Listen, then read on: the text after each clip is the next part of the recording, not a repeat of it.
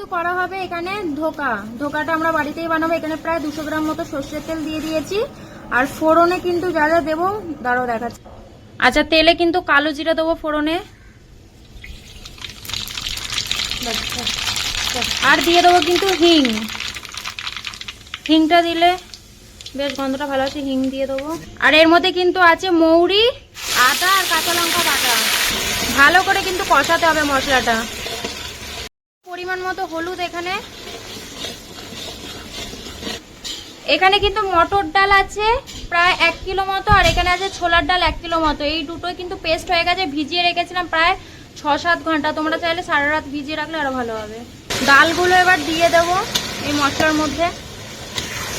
ভালো করে কিন্তু কষাতে হবে, আর নিচে লাগলে হবে না, কন্টিনিউ কিন্তু চালিয়ে যেতে হবে। ছোলার ডালটাও কিন্তু এর ভেতরে এবার মিক্স হয়ে যাচ্ছে। স্বাদ মতো কিন্তু নুন পড়ে যাচ্ছে।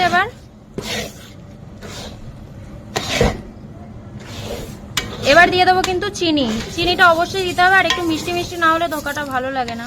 ডালটা শুকনো ভাবে হয়ে এসেছে মোটামুটি, তাই এই ইটটা নিয়ে নিয়েছি। এর মধ্যে কিন্তু রিফাইন তেল মাখিয়ে নেবো, আর এইটার মধ্যেও মাখিয়ে নেবো। এই ঢাকনাগুলোতে তেল মাখিয়ে নেবো, কারণ তেল মাখিয়ে এর ভেতর এবার ঠান্ডা করতে দেবো। না, হালকা ছাড়ছিল। এখানে কিন্তু ডালটা রেডি হয়ে গেছে। এবার এইগুলো প্লেটে দিয়ে দেওয়া হচ্ছে। এবার এটা ভালো করে এগুলো কিন্তু পুরো ভালো করে কিন্তু লেভেল হয়ে গেছে। এটা পুরো ঠান্ডা যতক্ষণ না হবে তাহলে কাটা যাবে না, নাহলে কিন্তু ভেঙে যাওয়ার চান্স থাকবে। দেখো পুরো এদিকে রেডি, আরেকটাও রেডি। কেটে তারপর